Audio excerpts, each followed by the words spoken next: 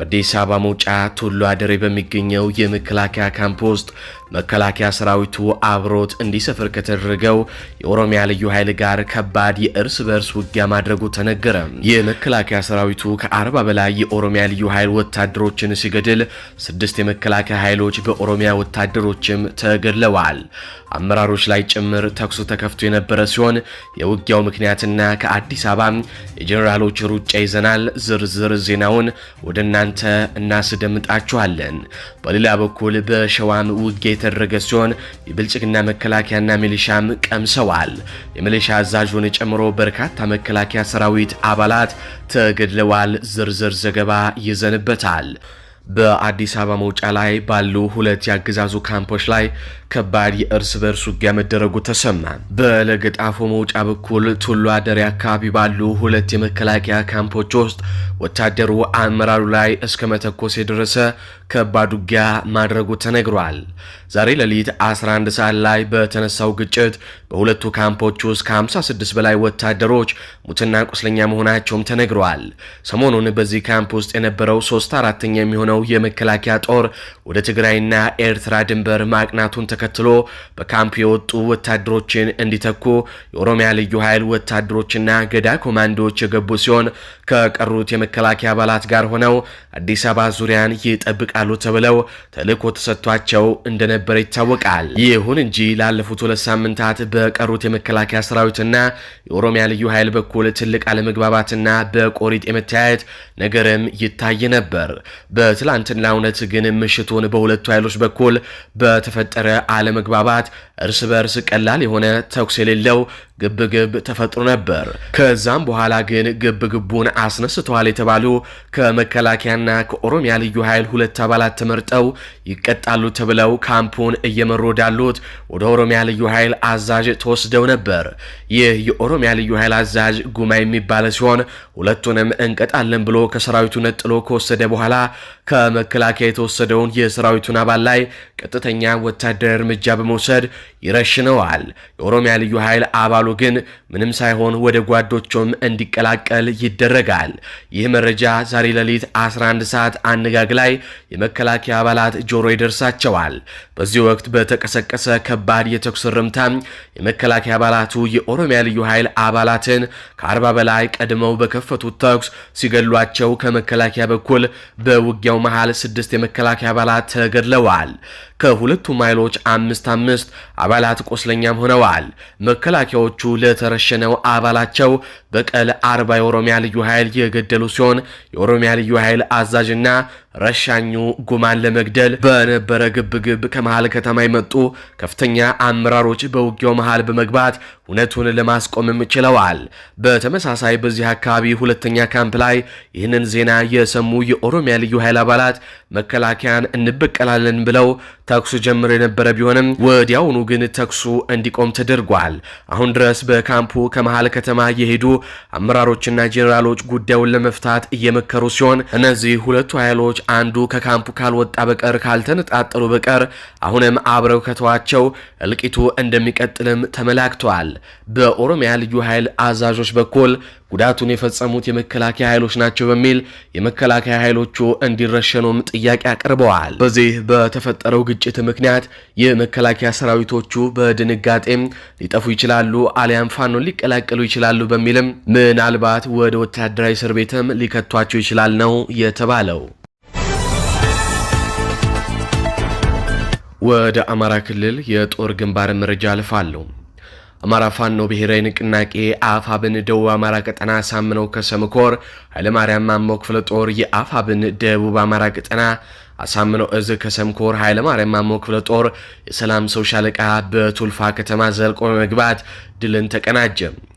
አማራ ፋኖ በትላንትናው ዕለት ለዛሬ አጥቢያ የሻለቃውን የልዩ ኦፕሬሽን ቡድን አባላት ወደ ቱልፉ ታዳይ ከተማ በከፍተኛ ጥንቃቄ ዘልቀው እንዲገቡ በማድረግ በከተማዋ የአገዛዙ ተላላኪ ሚሊሻ ጠርናፊና አሰልጣኝ በሆነው ብርሃኑ ገብረሃና ላይ እርምጃም ወስደውበታል። ይህ እርምጃ የተወሰደበት ግለሰብ ሚሊሻ በማሰልጠንና በመምራት እንዲሁም በመጠርነፍ የብልጽግና ኃይልን ሲያገለግል የነበረ ሲሆን በተደጋጋሚ ከዚህ ተግባሩ እንዲቆጠብም ተነግሮት ያልሰማ ባንዳ ነበር።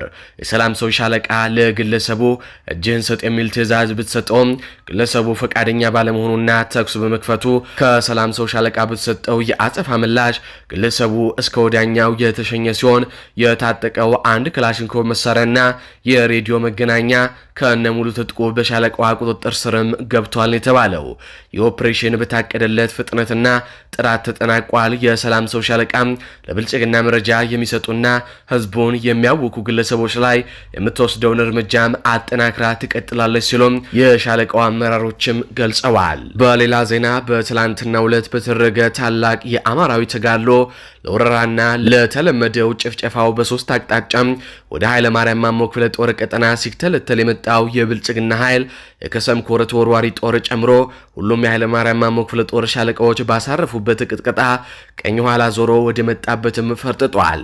ይህ በሶስት አቅጣጫ ማለትም በቆና ተራራ ግንባር እንዳኛው ሻለቃ በጎርፍ ግንባር፣ ቤዛ ሻለቃ በመስኖ ግንባር፣ የነዳኛው ሻለቃና የአባት አርበኞች በጥምረት እንዲሁም የኮሩ ተወርዋሪ ቃኝ ሻለቆች በቀይ በረቃ ግንባር እንዲሁም የኃይለ ማርያም ማሞ ክፍለ ጦር ቃኝ ሻለቃዎች በጊዜ በአራዳ ገብርኤል ግንባር በአጠቃላይ የኃይለ ማርያም ማሞ ክፍለ ጦር ሻለቃዎች ቃኞች የአባት አርበኞችም የኮሩ ተወርዋሪዎችም የተሳተፉበት ከባድ ተጋድሎ በማድረግ የብልጽግናን ኃይል አይቀጡ ቅጣት ቀጥቶታል።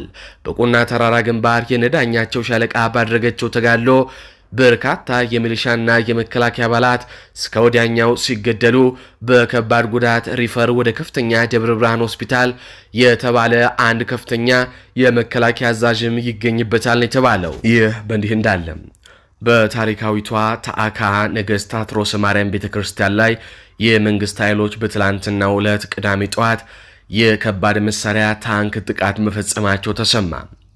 ታሪካዊው ታአካ ነገስት አትሮስ ማርያም ቤተክርስቲያን በደቡብ ወሎ ዞን መሃል ሳይንት ወረዳ የሚገኝ ሲሆን በቅርስነት ተመዝግቦ ይገኛል። ከ400 ዓመት በላይ ታሪክ እንዳለው ታሪካዊ መዛግብትም ያሳያሉ። በቅርቡ በፌዴራል የቅርስ ጥበቃ ባለስልጣን እድሳት የተደረገለት ይህ ቤተክርስቲያን ትላንት ቅዳሜ ጠዋት 3 ሰዓት ላይ በመንግስት ኃይሎች በከባድ መሳሪያ እንደመቱትም ታውቋል። በጥቃቱ 2 የደብሩ አገልጋዮች ቄሶች፣ 2 ዲያቆናቶችና የደብሩ አቃቢ ህይወታቸው ሲያልፍ ሌሎች 20 ገዳሙ ሰዎች መቁሰላቸውን የአካባቢው ምንጮቻችን ለሚዲያችን ተናግረዋል።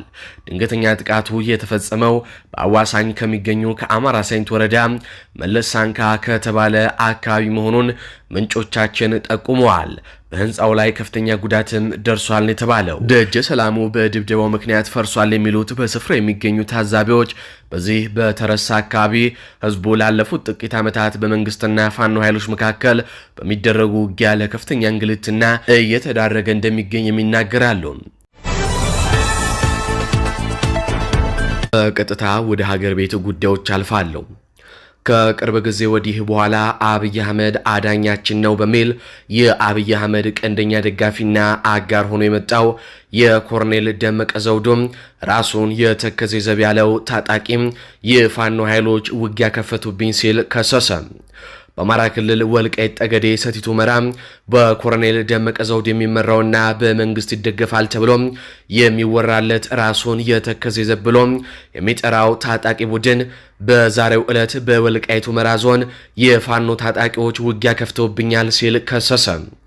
በዞኑ ቤተሞሎ በተባለ ስፍራ አቅራቢያ በምትገኘው ጎድጓዳ ቀበሌ ከፍተኛ ውጊያ መደረጉንም መረጃዎች እየወጡ ይገኛሉ። አብይ አህመድ በአማራ ህዝብ ላይ የፈጸመውን አሰቃቂ የዘር ጭፍጨፋ እንዲሁም የጦርነት አዋጅ በመዘንጋት አብይ አህመድ በኢትዮጵያ ታሪክ ከታዩ ድንቅ መሪዎች መካከል አንዱ ነው ሲል ያሞገሰው ኮሎኔል ደመቀ ዘውዱ የሚመራው በሰፈረ መለስ የተመሩ የፋኖ ኃይሎች ውጊያ ከፈቱብን ሲል ከሷል።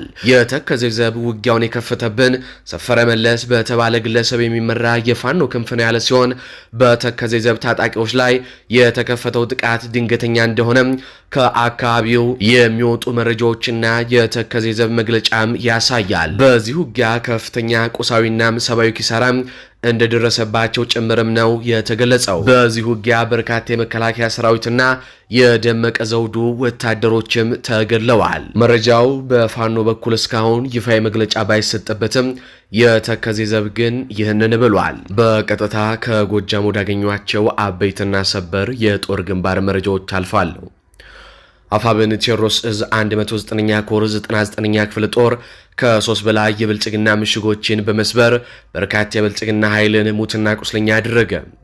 በትላንትናው ዕለት ከደንበጫ እስከ አማኑኤል ከተማ ለ5 ተከታታይ ቀናት መስመር ሙሉ በሙሉ ዘግቶም የመንገደኛ ስልክ የአንገት ሐብልን ገንዘብ ሲዘርፍ የሰነበተው የብልጽግና ኃይል በ109ኛ ኮር 99ኛ ክፍለ ጦር ተርቦች መብረቂያዊ ጥቃት የተሰነዘረበት ሲሆን በርካታ የብልጽግና ኃይል ሙትና ቁስለኛ የተደረገበት ወደ መጣበት ደንበጫና አማኑኤል ከተማ እንዲፈረጥጥ የተደረገበት ከባድ ውጊያ ተደርጓል።